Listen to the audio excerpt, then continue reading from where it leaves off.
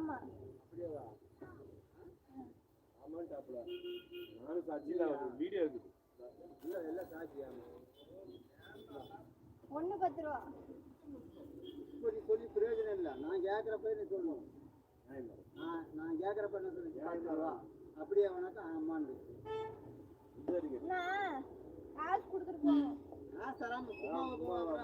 இப்போ எத்தனை இருக்கு 1 2 3 நீ எத்தனை எண்ணிங்க 10 ரூபா தான் அதுக்கு மேலே நான் 5 பைசா தர மாட்டேன் சரி